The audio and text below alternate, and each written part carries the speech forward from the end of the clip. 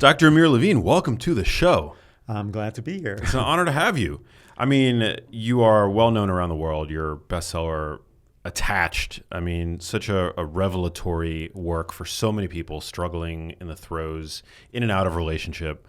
And I'm so excited for your new book, Secure. So I'm excited to get into it. But let's dive right in. I mean, what is, for somebody who's never heard of attachment theory, let's start there. What is it? And what are its implications? Right. So attachment theory is really a basic science of how we behave in close relationships. And before I learned about attachment theory, I feel like it was like the blind leading the blind. Like I was trying to date, I was trying to manage relationships, and it was much harder.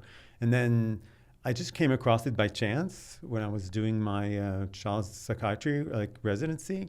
And then I read about adult attachment because I was dealing with mothers and kids, and I knew about attachment in children, but I didn't know that in adults also we attach in very similar ways with those different 3 attachment styles.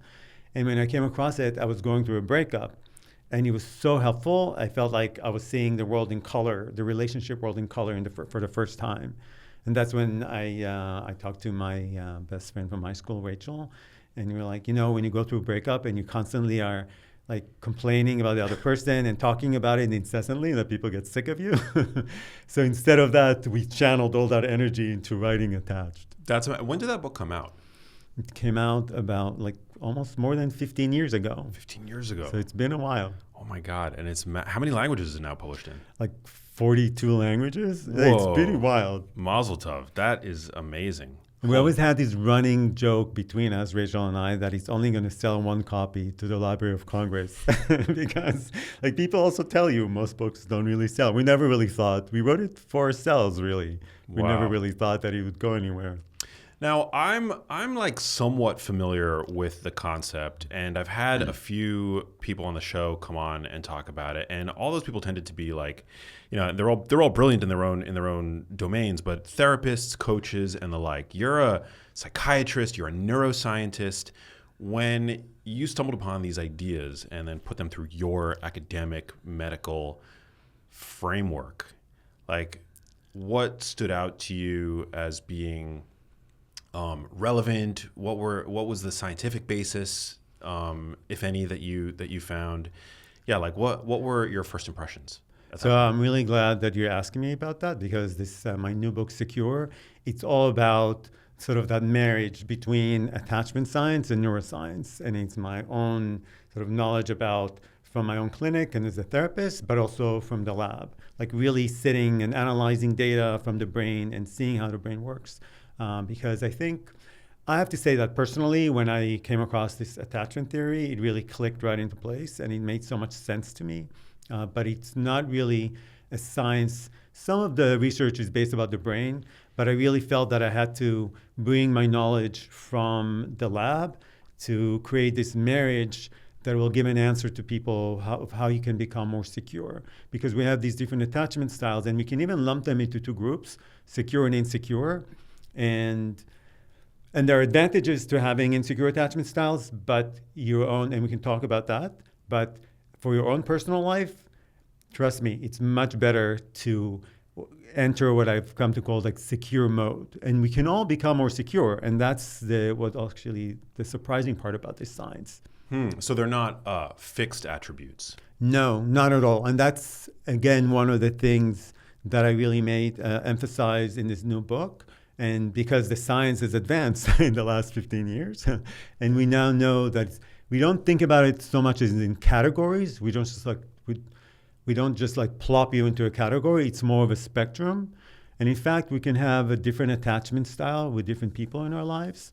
And I even have this questionnaire in the book and also on my website where you can go, and I put there's a whole list. You can choose with my best friend, you can choose with my pet, and you can sort of figure out what your attachment styles are with different people in your life. And you get a map I call it your attachment topography.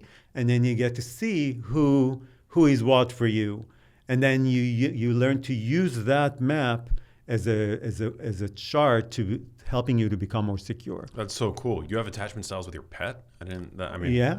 I guess that makes sense. It's Do you have a pet? Yeah, I do have a cat. Okay. Named Delilah. And also cats have different attachment styles. because we all, so this whole attachment style, it all has to do with how comfortable we feel with closeness, and then also how sensitive we are for potential danger in a relationship. And even cats, like they vary in how much they like to be close and how much they like their distance. And dogs do too. For example, I have a dog and he likes to be close, but from a distance. So he'll be at the edge of the bed. And then you see on TikTok all these dogs that wrap themselves around your neck. That's not him. He's like, and he doesn't like to be petted so much. So I wonder what your cat is like. My cat is very, if I had to guess, very secure attached. My cat is very uncat-like in the sense that she's extremely affectionate and she's secure. And there's she loves closeness. She loves. I love that you're saying this. Yeah, there's zero ambiguity about her affections towards me. I love that you said that because that's sort of like really, you've just described what being secure is all about. It's like zero ambiguity about closeness. Bring it on. She'll take it. That's amazing. Wow. Is there Not all cats are like that. Some will just like claw at you. Oh, it's a minority, I would assume. Is there a difference in the attachment styles between dog owners and cat owners, I wonder? I think we all have different attachment styles. And again, I think, so that's the thing is, I think we are all more secure with our pets, like the most of us. Because think about it, and I actually write about that in Secure, to sort of use our relationship with our pet as a model to help us become more secure, because the idea in attachment science is that we all have these secure kernels inside us. Like I call these like angels in the nursery. People who've been really good to us, really good things that have happened to us. A lot of the time when you go to therapy, a lot of the emphasis is on difficult relationships. But some of psychoanalytic thinkers also say, no, it's not just the ghosts in the nursery. There are also angels in the nursery, and they live and they leave an imprint in us. And so part of this new therapy that I've created, secure priming therapy, we talk about these secure people in our lives, both past and present. It's so cool. It reminds me of, there's when you were talking about how originally like attachment styles were well elucidated in children, but what was yet to be described was how those attachment styles ripple on into adulthood and impact like our adult relationships. But it's so interesting to me. It made me think of when you were describing that, of how, there's data linking like maternal diets to the palate, the preferences, the taste preferences of newborns, toddlers, and even how that can have like ripple effects into adulthood. So it makes perfect sense that like our attachment styles early on in life would also have the same kind of like long-term influence. Right, but there's a crux here, which is especially because our social trajectory is much more nuanced and complicated than other things. And actually some of the science points out that most of us that the attachment style that we have as children is not necessarily the attachment style that we'll have as adults. In fact, less than 10% of our attachment style in children will explain our attachment style in adulthood. And I think actually, I use that as a tool. I think it's very promising because our attachment style, also Bowlby, who's the father of attachment theory, always said that he called it also a working model. It's like a set of beliefs and ideas that we have about the world. And our brain constantly checks to see if it can update those beliefs. But it's also tricky because our brain, it's not a neutral observer. It notices things based on our beliefs, and it also filters things out that don't coincide with it. So part of this secure priming therapy and part of what I try to do in this book is to teach people to shift their gaze into a more secure belief, to see things that are there that I might not notice, to help them become more secure. How do we do that?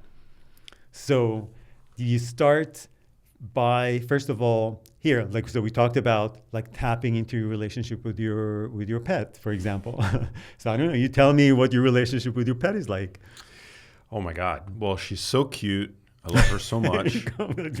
And I adopted her when she was a kitten, and she's now like 11. Oh, wow. And she is just the sweetest little cat. I mean, she's still a cat. Like if you overstimulate her, she'll still like play in a more aggressive way that can be unsettling and maybe not the most comfortable. But I mean, she's just very, it's so wonderful to me when I like, without fail, like I could predict this. Like I'll go and sit on a chair in my house and she'll get up and you could see the excitement. Like cats don't make facial expressions, but you can just tell with her, body language that she's like so excited to leap up from whatever it is that she's doing, from wherever she is in the house, and to come over to me. She leaps up into my lap, walks up onto my chest, plops herself down, and starts like grooming my chin.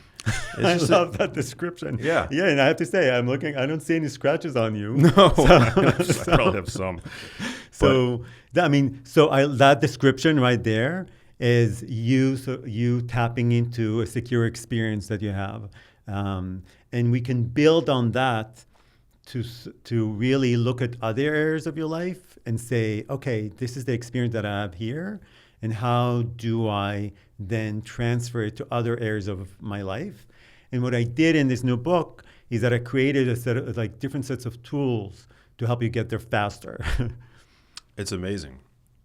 It's so cool, and I love very empowering that only 10% you said, right? Less than 10%, between 9 and 4%.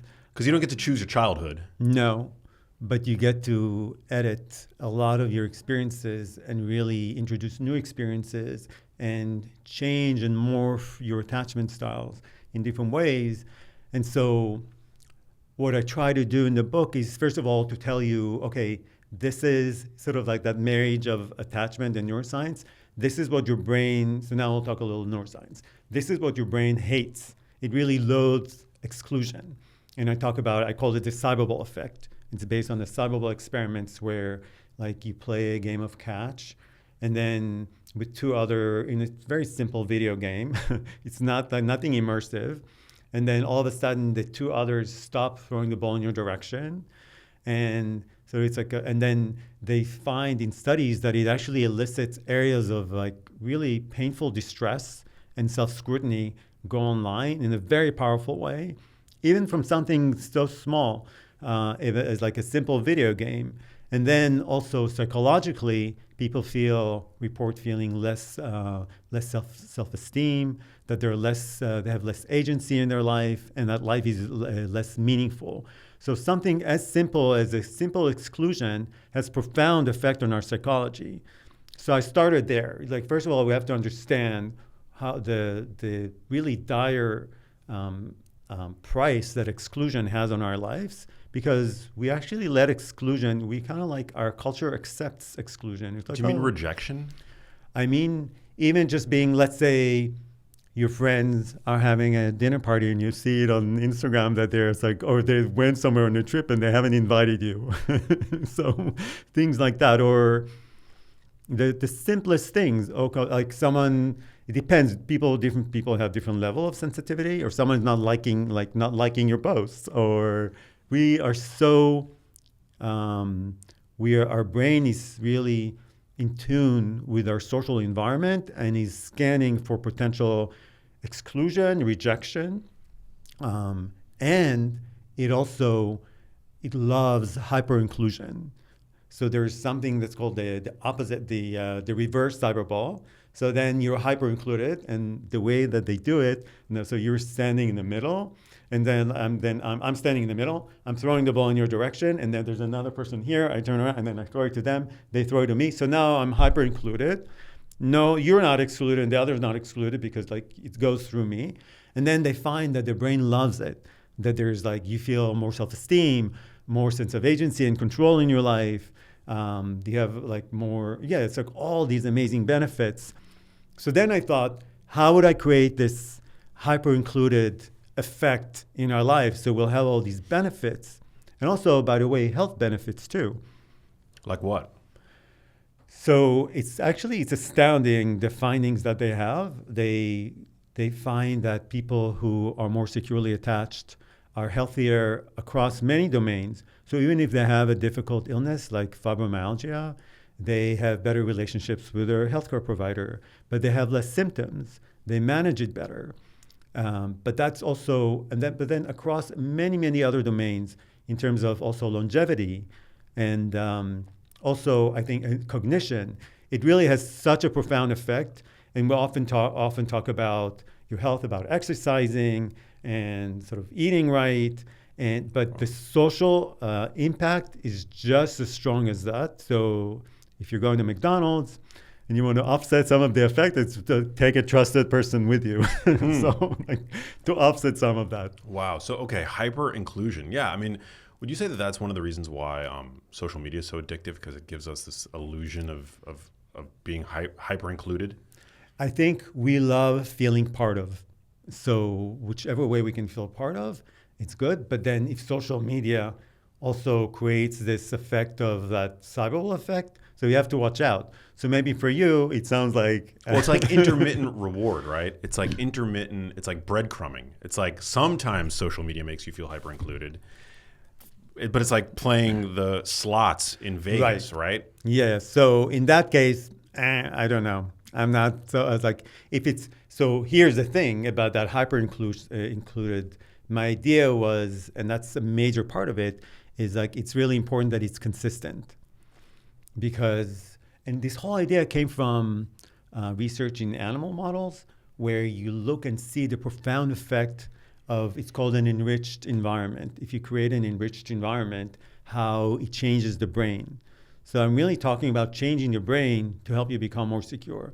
And for that, I want to create, you have to be immersed in a secure environment. So if social media is giving you one day this and another day that, no, that's not gonna cut it. You have to immerse yourself in a secure environment, and you do so by using what I've come to call the 5 pillars of a secure life. And then the acronym is CARP, C-A-R-R-P, and it stands for you yourself have to be this way, and then also others in your life. You have to be consistent, available, responsive. And it's not enough that you're just like, oh, I'm so great, I'm consistent, I'm available, I'm responsive, because it's a relational thing. So you have to reach out and make sure that the other person experiences you as reliable and predictable. So that seals the deal for that CARP thing. So if you can yourself be CARP, and then also teach others to be CARP with you, then you kind of like create yourself a little secure bubble. You immerse yourself in this really enriched environment that has tremendous effects on our brain. And again, with the health benefits, they even show that people who are more secure, they even shop better. Like they are less affected by consumerism. Really? It's kind of like we used to think it's just about how we relate to others, but it actually has a much more profound effect also of how we relate to ourselves and how we carry ourselves in the world. Wow. Yeah, so I was going to ask, I mean, most people think about like the work that you put forth in attached and attachment theory in general. It's like romantic relationships, like interpersonal, right, intimate relationships. But like, does this apply, does your new framework apply also to our, the sense of attachment that we have to our jobs, to our children? Completely. Because that's another thing that like we've now know since Attach came out, that it doesn't just, and even in the comments on Amazon, I often say, this has really helped me also with my friendships, and it's helped me with other relationships, because attachment doesn't really stop there. We're very, very savvy social creatures, and we take in information from many different places. So actually creating an insecure, I give examples from work, like different things that have happened to people, both good and bad, like from teenagers in school, sometimes even in retirement homes. There's all that shit's going, that's coming down. Also, do you think all of a sudden they didn't invite you to play mahjong? It's like all that sort of exclusion, all that happens throughout our life.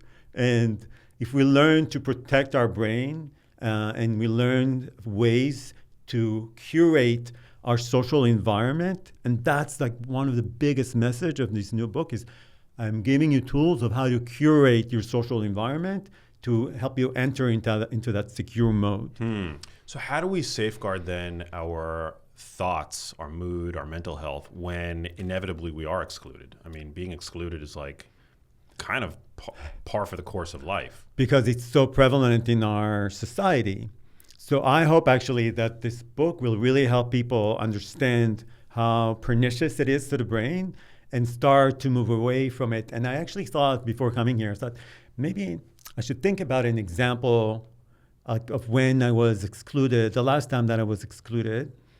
And I have to say, I really think that I can't really think about, I can't really think about one, nothing that happened to me in recently, because I've really curated my life in such a way that it doesn't really happen that often. And the way that you do it, it's something that I've come to call, I call it like the CARP intervention.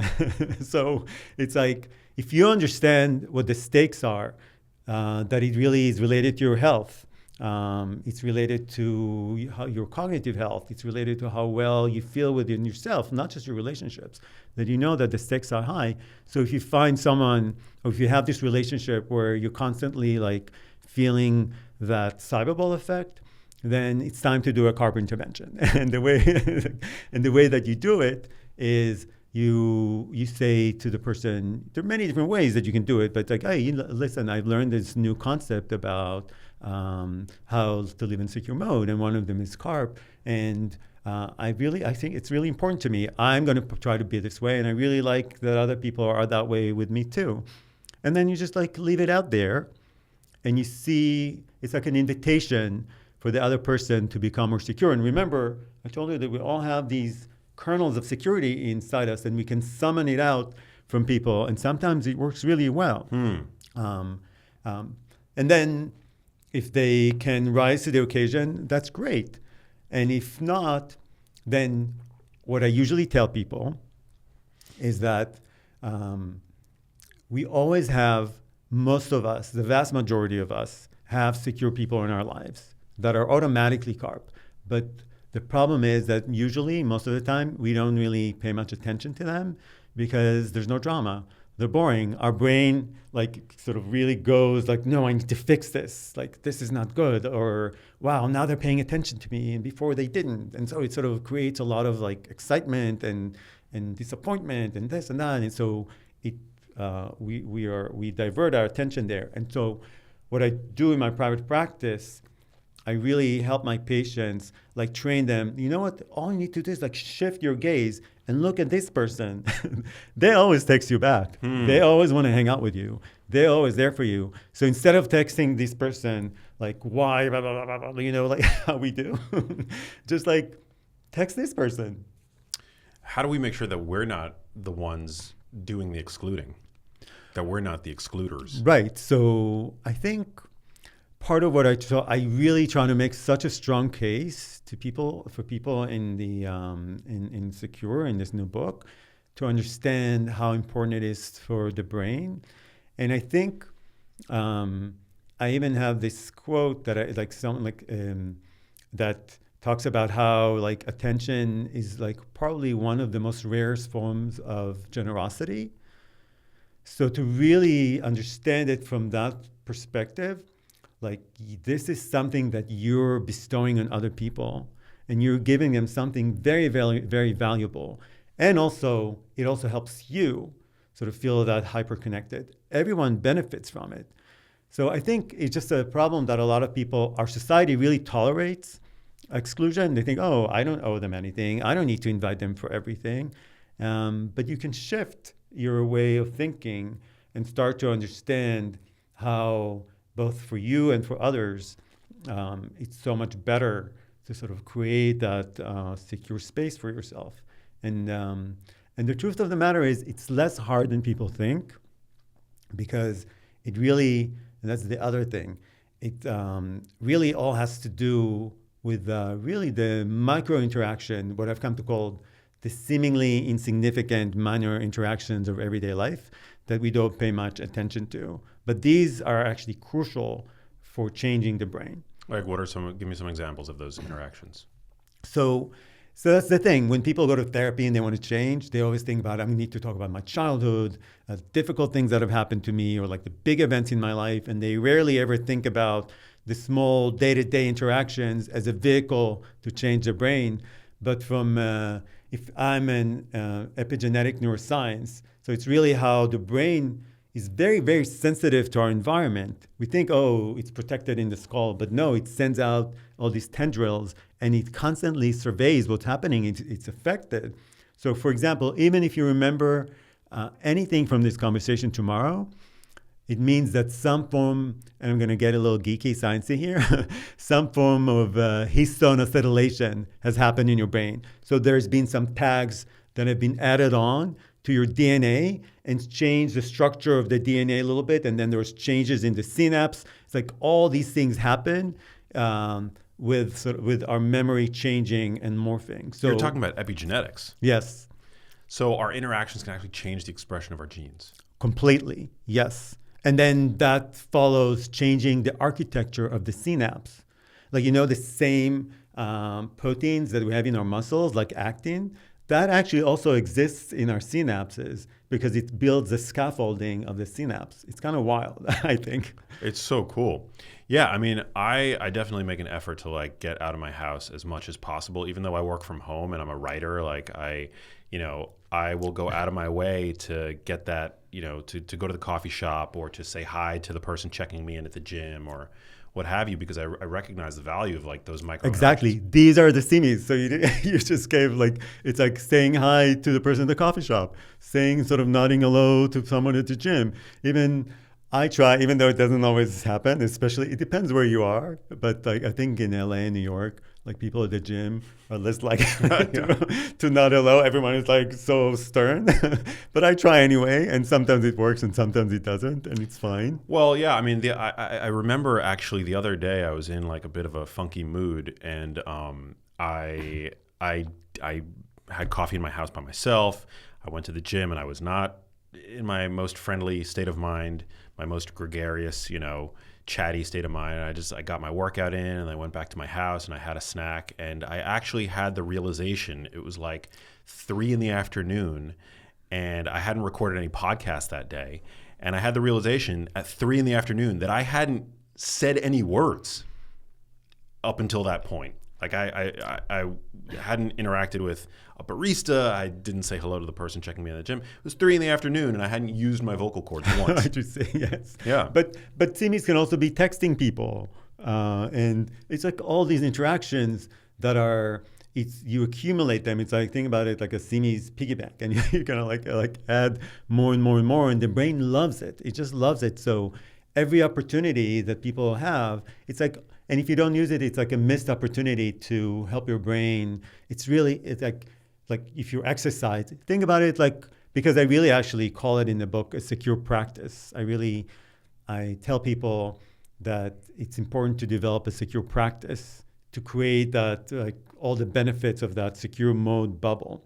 So you go to the gym. I don't know how often you go to the gym. 5 days a week. Okay, there you go. Yeah. So also, but it doesn't mean that you have to go out of your way. It's not such a that secure practice. It's not, what I'm saying is like interacting with people that you like, secure people that always are there for you, that are carp. And so it's actually not that much work. It's actually fun and good.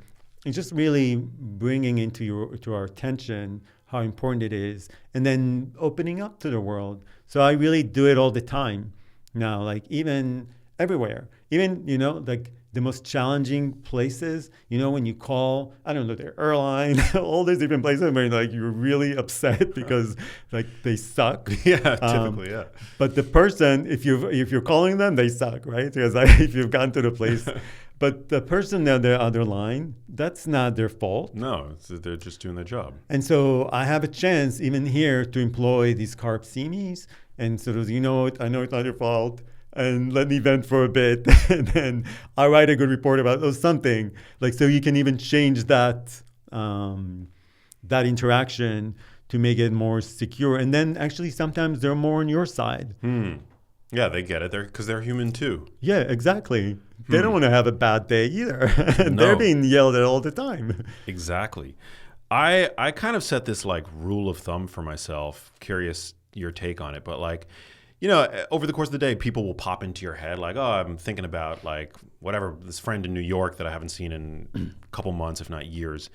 If I think of somebody, I now try, I'm not perfect, but I try to text them to let them know that I'm thinking about them. If for whatever reason, if they pop into my head, my friend Ryan Starr in New York City, if I just think about him randomly, maybe it's something that I come across that reminds me of him, or he's actually a musician. So my friend Ryan, like if I see like one of his songs pop up on my Spotify algorithm, like I'll just text him and be like, hey bro, thinking of you, miss you, hope all is well. That's Something great. like Yeah, you want to text him now?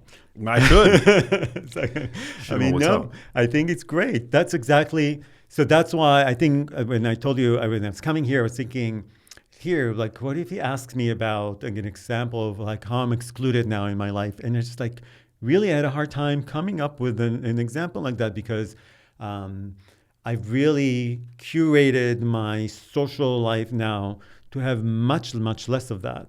But we don't want to break when it does happen, right? Like, I mean, it still is inevitable to some degree, right? Like, I mean, I see health conferences going on all around the world. I'm like, why wasn't I invited to speak at that? Like, it happens all the time.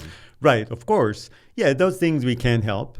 But what you can do is you can reach out to like a secure person and they'll tell you, well, no, you can be invited for everything and it's okay. And whatever you're doing is great.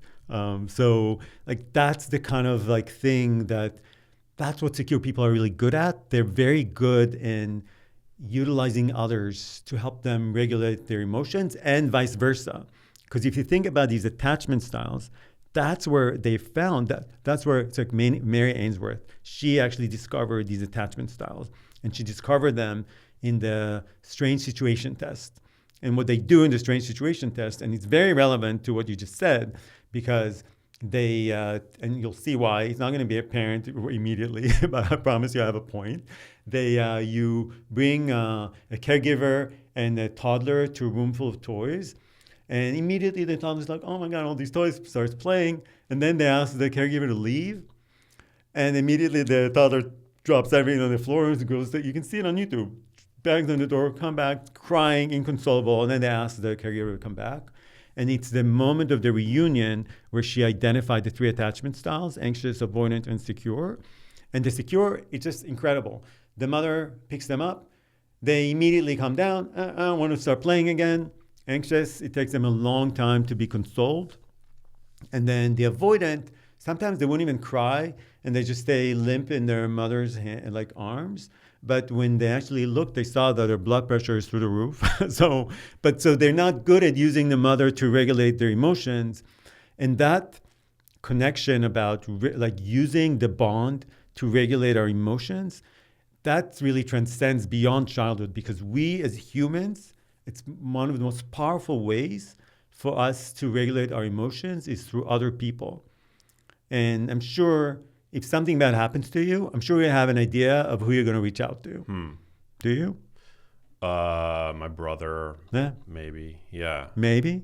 I guess it depends on how bad it is and what it is. But yeah. Brother, something bad. Yeah. Family, usually.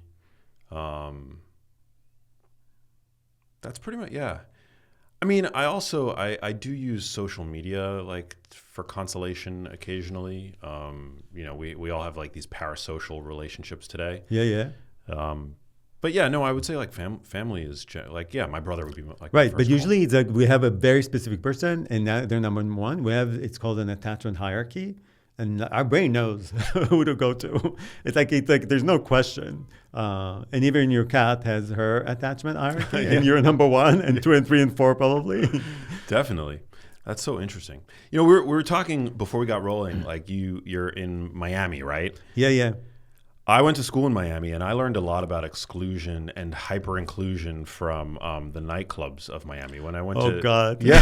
Oh, my God. No, I learned a lot. Like when I went to school, I went to... Why, do they do the selection? Do they do that? Like in Berlin? Yeah, kind of, yeah. Is it? Oh, my God, I didn't know. Well, I went to University of Miami, and I very early on in my college career, like I gravitated more to the nightclubs of South Beach. That was just like my thing with my friends. Like all my friends were from, in Miami, there's this duality where it's like part of the, a good 50% of the campus is very like Americana, like sports, football, fraternities, and things like that. Right. But that was not my scene because I grew up in Manhattan, and I'm not into sports, and I gravitated to like the international crowd.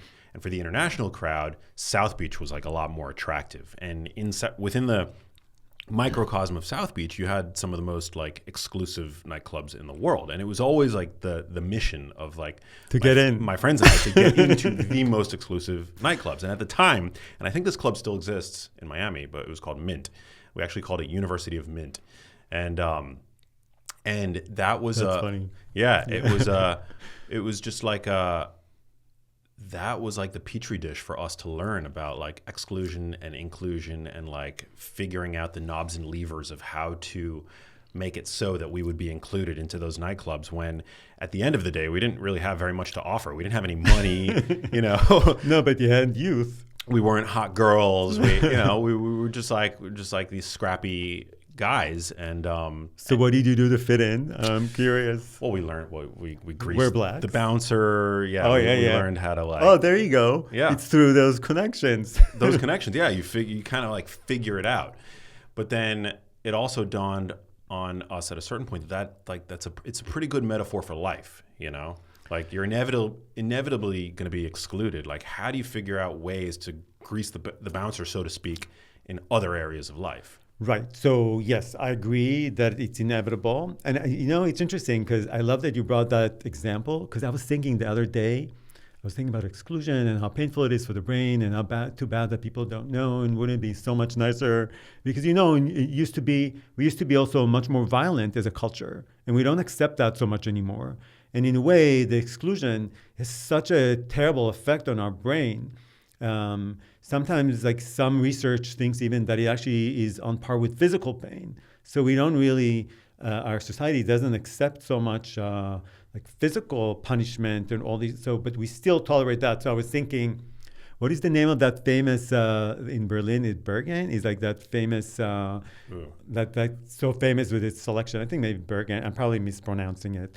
But I was thinking, maybe they like if they started and all of a sudden at least have one night where everyone is accepted. There's no selection. Everybody who comes in can get in, like an inclusion night. I was like, maybe I should give them that that idea as a promotion thing. It's not always about that, but to go back to my point about you creating your own secure bubble. So yes, I agree, it exists everywhere, but you can curate your own personal space in a way that's more inclusive. And you can start there. It's almost like, I call it in the book, like to start the secure revolution. And maybe I'm like hoping for too much. But I do really think once you read the book, and I make such a strong case of it, of how, and it's also something that's very hard for us to not to get over because some of the research is mind-blowing. For example, they try to see if they can mitigate that effect. So whenever the ball wasn't thrown in your direction, you got a sort of a sum of money. You want something. So it's like, okay, money. Who doesn't like money? No, it didn't have an effect of the exclusionary effect. Or they did something actually. I don't know how they were able to do it. I think now the IRB wouldn't approve it. They told minority students, because it's all college kids when you do all these studies, that the other two players are members of the KKK.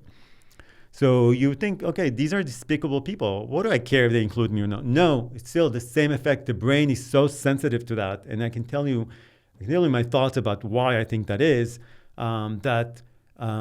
even if it's people that are awful, like all of those different things, they don't mitigate that effect. So I it's think that powerful. It's that powerful. And I think it's because this effect in our emotional brain was formed. We think about life in the way that we live life. But we were basically at the top of the food chain. But when our emotional brain formed, we were in the middle of the food chain. And so it's a very different life. And I got to experience that when I went on a trip on a safari. Have you ever been on a safari? Never. Oh, you should go. It's kind of amazing. Fun? Yeah. Because one point they took us out for a walk in the wild. Usually you're in this vehicle and you're protected, but they took us one time to walk in the wild. And there was one guy with a rifle behind us and in front of us. And they told us to walk in a single file and not have any gap opens between us at any given time. And whenever someone opened a gap, they would yell at us, close the gap. Because even a momentary lapse in inclusion, instead of keeping each other and being together, could mean, and think about the time when we were in the middle of the food fight, there was no rifles. Could mean like You're right. Yes. So that's where it comes from. It's how we feel safe in the world. And our brain interprets that as not feeling safe. And then it causes inflammation and stress and all of these awful sort of things that it can cause. So that's why I make such a strong case. Yes, you can control, but there are things that you can control. And in those things, and I go into specific tools about how to do that. So the CARP intervention is one of them. And another thing, I call it like wall tennis with love. What is it? Wall tennis with love. Wall tennis with love? So what happens is, let's say, and it depends. Some people, especially people that have an anxious attachment style, they're very sensitive to exclusion, because that's like they have a very strong radar for danger in the environment. They can pick up on things. So they're very sensitive to that. So for them, people that are not inclusive, that's worse for them. It's really even worse on their biology, worse on their body. So when you find out that you did that CARP intervention, remember, and then like the person is not responding well, so you're right. That's what you said. You don't want to cut them off. But what you can do is you can do wall tennis with love. So wall tennis with love. Have you ever played tennis against the wall? No. So basically, you're the wall. And whatever you dish the wall, it returns back with just a little bit less of an oomph, but same direction, same amount.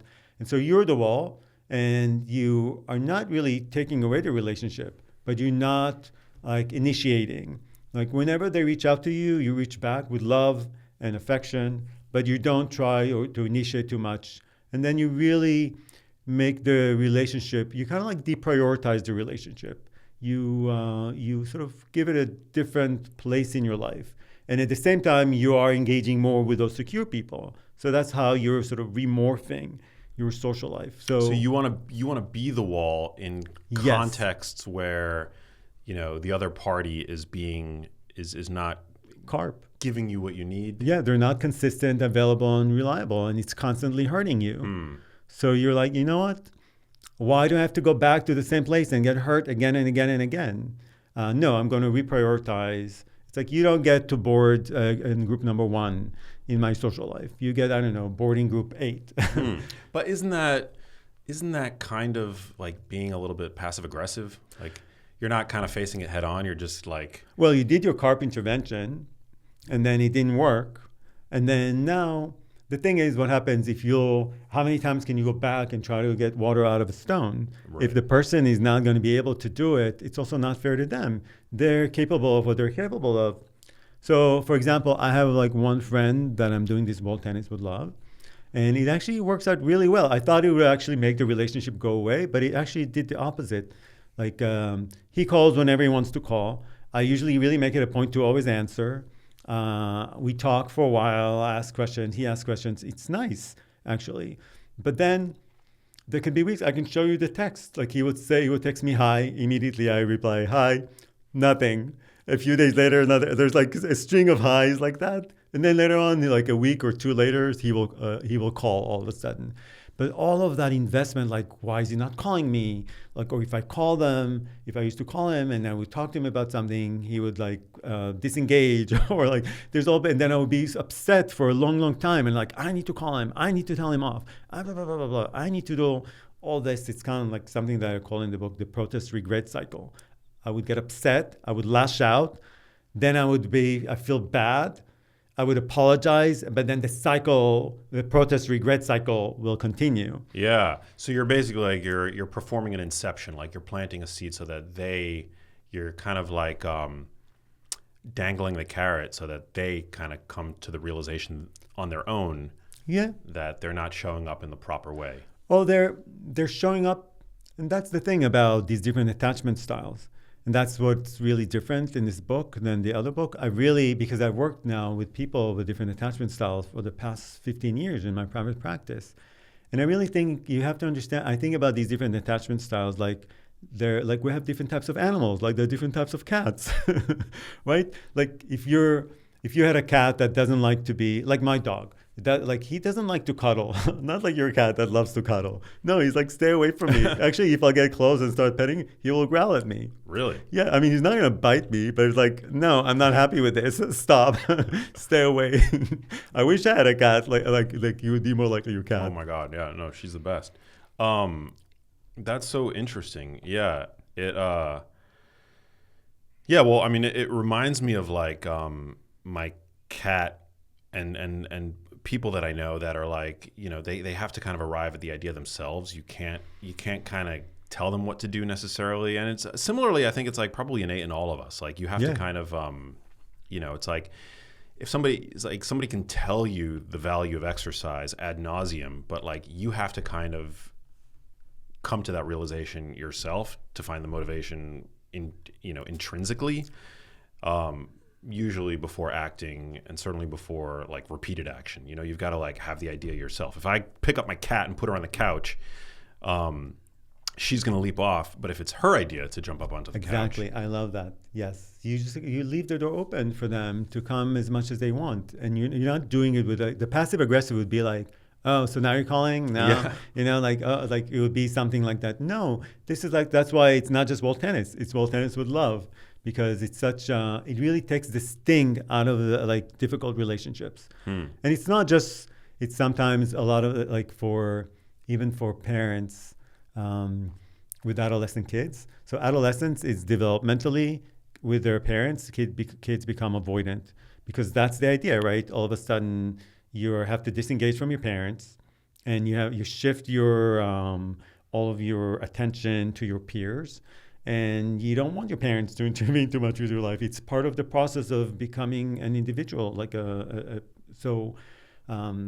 Sometimes some parents have a hard time with it, and they tend to sort of try to latch on more, and that creates even more strife. And sometimes, unfortunately, like some kids really now there's this big movement where they completely cut ties with their parents, and it's hugely painful. Wow. So part of the idea is like, okay, if there's in adolescence, if you're the parent, instead of trying to latch on, just the way that you said it with your cat, you can't force it on. So that's the idea of wall tennis with love. When they come, you treat them with love, but you can't drag them. No, yeah. It's got to be her idea.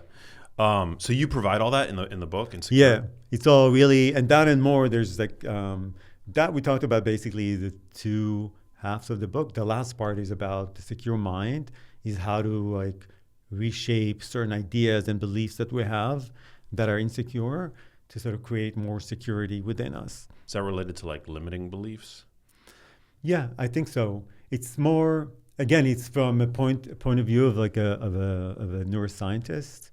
And when you sit and let's say I do sequencing and you get this huge data about all these different molecules and you see the amount of diversity that we have, each and every one of us are so molecularly diverse. So what that means that we each have our own hidden, I call it like hidden sparks of talent. And you know, like some of us can move our fingers in a certain way or like do these weird things with our tongue, all these. So we have the same hidden like abilities, psychological abilities. And a lot of time people have insecure attachment style. They have these hidden sparks of talent, but sometimes either they don't know that they're there or even worse, they perceive them as impediments, as being overly sensitive or being not instead of really understanding that you have these hidden sparks of talent and you need to find the right environment for it. And so the last part of the book really explores a lot of these different ideas that hold us back from living a more secure life. That's beautiful. Yeah, everybody has a form of genius. Yeah, exactly.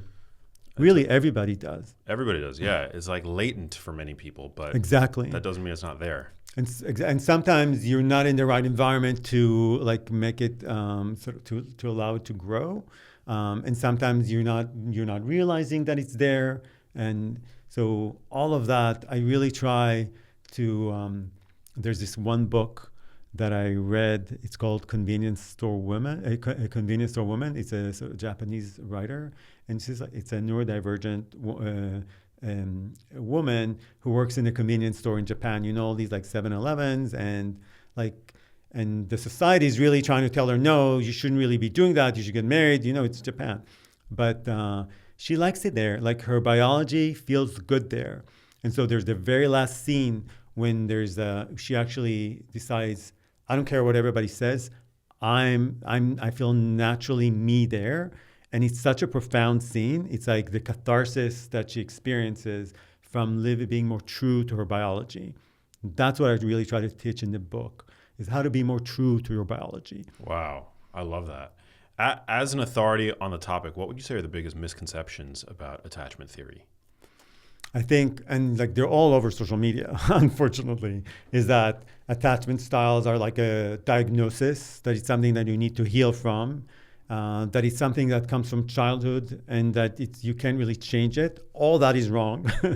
It's like changeable. You can really do, and then the other thing is that, and the same goes for other people. Oh, and the same that we don't really have like one attachment style.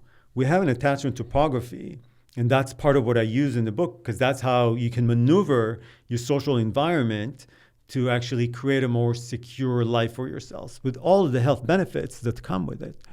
Can you be in one relationship like at one time point Yes. secure, and then at other time points be more insecure? I knew it. That's why I jumped in. I said yes, because I love that you asked that. Definitely yes. And, in my private practice, to me, part of what I try to do in this secure priming therapy is create a secure village for people and help them find secure relationships. And you see the transformation of what happens when all of a sudden they get into more secure relationships. And first of all, they sometimes feel uncomfortable. It's like, what is this? Is this okay? This doesn't feel comfortable. I'm not familiar with this terrain. And all you have to do in the treatment is kind of like say, hang in there. I know it feels uncomfortable. I know it feels weird. I know you're used to the drama and this feels like you don't know what to do with this, but just like ease into it, because I promise you'll come out. Once you get used to it, you'll never look back. And you kind of like ease them into it. You help them, you guide them. And as a therapist, it's very, very rewarding because you don't have to do that much of the work. The environment then catapults them and sends them onto, it's like you revise your world beliefs, basically. You see, well, no, people are not going to leave you. People are not going to always surprise you in a bad way. People, like your cat, they're always going to come. And they're always going to, like, whenever you're going to, like, the same rituals and those semies, the small interactions, whenever you sit on the couch, she's going to come and jump and sort of, like, what did she say she does? Yeah, she, like, grooms my so chin. cute. Yeah, it's so cute. It's so adorable. Like, so people can be like that, too. You just have to find the right people. Now, say somebody listening to this has read your books, has tried all the tools. I mean, what do you think about some of these more out-of-the-box and novel therapies like... I mean, as a psychiatrist and neuroscientist, I mean, surely you're interested and aware of the research on like psychedelic-assisted psychotherapy, ketamine, all that stuff. Yeah. I think it's very interesting. I actually think that I have patients who I walk through using secure priming therapy, sort of psychedelic-assisted psychotherapy. And where it's specifically really, really helpful is actually talking about those secure kernels within us and summoning that potential from within us. Oftentimes, in a psychedelic journey, some people remember that connection or feel that connection with people and see what's actually possible, and then you can kind of like seize on that experience and say, okay, now how are we going to translate it to everyday life? So it gives you this amazing power. Because they've been there, they've experienced it now, and it was like an amazing thing. So it gives them motivation to now take the next steps that can actually bring you there. Wow, that's so cool. So it gives you like a window. Yeah, exactly. Into what's possible. Yeah, and then so it gives you the motivation. That's so cool. Yeah, I mean, it's definitely something that a lot of people struggle with. I mean, obviously, it wouldn't like your book wouldn't be the success that it is globally if this wasn't something that people weren't struggling with. Right, and beyond romantic relationships, I can't tell you how much. I mean, I'm sure like when a friend disses you, when something at work doesn't work really well. Like there's so many relationships can be really, really difficult, and they can take up so much of our energy, of our brain energy. And I have a chapter in Secure about the energy in the brain. And if you like, from a neuroscience perspective, when you understand how energy is consumed by the brain has a very limited resources of energy. It can't really, it uses 20% of our body's energy. It only weighs 2%, but it's a huge energy guzzler, and it can't recruit more energy. It has a finite amount of energy. All that it can do is move energy around from one area to another. So when you actually are not in that place of like fight or flight, of stress, of what are they doing to me, when like that actually frees up energy to create and to, you remember in the strange situation where the child starts to play when they feel safe? That's really, there's such a close link between us feeling safe, secure, and then opening up to the world in terms of our creativity and our ability to do things. So there's like, and we all need those safety moments in our lives to be able to open that gate for us. Why do some people make us feel energized just by being around them, and others make us feel drained? Right. So that's exactly, I love that you asked that, because you see, I really try to address all of that in my new book. There's a chapter that calls the comparing and collaborative brain. And there's something there that's called the collaborative assessment scale, where you actually fill out a questionnaire and you get a score to how well you collaborate with other people. And there's this phenomenon it's from social psychology, but it really also talks about the brain. It's called collective effervescence. And it's originally was for like a group of people when you get into this state where everybody's like doing things together. But I think it's also between two people. When you meet someone that you click with, that you have this interpersonal synchrony with, it's like an amazing surge of energy. And then all of a sudden you can do so much more. And there's research, and I cite this one study in Secure where they ask people to assess the slope of a mountain. And if you're going to do it on your own, if you're going to do it with someone you don't know, or if you're going to do it with a trusted person, and you assess the slope of the mountain as the least steep when you're going to actually climb it with with a trusted person. So our brain actually really assesses even a physical task of how hard it would be to do. It's also in a social sort of environment. Our brains are so social. So one of the things that I want to say is like, if you want to achieve a daunting task, then like choose something you've been struggling with, that you're procrastinating on, and you try to find it within, the energy from within. You're looking like in the wrong place. It's oftentimes the solution lies outside of you. And even just going to the gym, like if you go to a gym that's empty, it's much harder to work out than there's something about the energy, right, from other people that are working out. Yeah, that's why some people, I guess, love like fitness classes and things like that. Yeah, exactly. Yeah, but even just like other people that are lifting weights, it's just like if you see other people, it gives you, it's real. The effect is real. You do get more energy. Yeah, it's interesting because I guess like the reason why I asked the question is because like I have some friends, close friends, that I feel when I'm with them, I feel energized. I feel like we just click, like the conversation's flowing, and I feel like powered up by just being around them. And then other friends, they are close friends, but I just feel like exhausted by the end of the interaction. Right, exactly. I have no explanation for that. Like I love them no less, but I feel like just, I don't know, like just drained. Like they're energy vampires in a way, but not like maliciously. Like they're not cognizant of it. It's not their intention, certainly. Right. No, I understand. But the thing is, so I don't know if you'll like that, but what I do in the chapter, so you do the collaborative assessment scale, but then you also rate how close you feel to different people in your life, and you look at the score. And if you have if you're much closer to all these people who are draining you, and then the people that actually give you, that are energizing you, are way down in the list, then again, it's an invitation to maybe curate your social life a little bit differently, and then really maybe change your priorities. So, because again, it's about your potential and your brain. And if you understand the link between energy and the brain, you understand that those relationships are huge assets and they're worth investing more in. And I'm not saying that it's bad, those other relationships, and I'm not saying you should cut them off. No, I don't really think, no, not at all. I'm just saying it's a shuttle, I'm just saying that it's a subtle shift in priorities that can really be a game changer for our brain. Wow, so interesting. Well, where can people pick up Secure? How can they connect with you on social media? It's so all such interesting stuff, and I'm super. It's super cool to get to know you. Same here.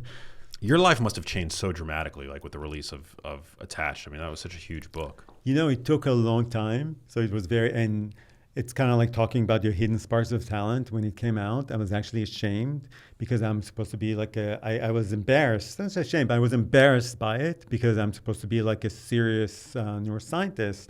Like I'm not supposed to write. And even I had a partner at the time who was not secure. Since then, I've upgraded. He was fine, but now I have someone really, really secure. But he would say, to give you an example of an insecure input, you should really focus more on serious scientific work. So he made me feel bad about the book. I know. So I was embarrassed. So I didn't tell anyone for a long time. The joke's on him. I know, right? I mean, yeah. Because what the hell? Impact is amazing, and actually that's one of the things that it took me many, many years to understand, and it's part of what led me to now write this book. Is that I always thought like, oh, I'm a serious scientist. I need to find a medication that will change the brain. And I studied but then, and it came once I went and I gave a talk somewhere, and this woman, I gave her something very neurobiological, and the woman said, wait, are you Amir Levine, the author of Attached? And I said, yes. And then she said, so why are you here presenting this? It's like looking down at the scientific work that I was presenting. It's like, no, you should be talking about this much more important work that you've done. And that made me realize, it's not only medications that change the brain, ideas change the brain in a huge way. In the way that we live today is all based on different ideas that people came up with like several centuries ago, that we're all created equal. I mean, no one ever thought that we're all created equal before the Enlightenment period. It's like all these ideas, the liberty, all that we live by today, it's just things that people thought about, and it really changes like everything. So then I decided, okay, it's time to write Secure. I was able to own up to my inner spark of talent. I love that. That's a beautiful story. I mean, sometimes the costume of rigor, of scientific piety, I mean, it I think can, to its detriment, ignore the softer side of what it means to be human and art. And, I think, like, if you're a human, like, you have to be open to receiving, like, insights from both sides of the aisle, so to speak. To Completely. be too religiously bound to, like, scientific data is, think about how much you'd be missing out on.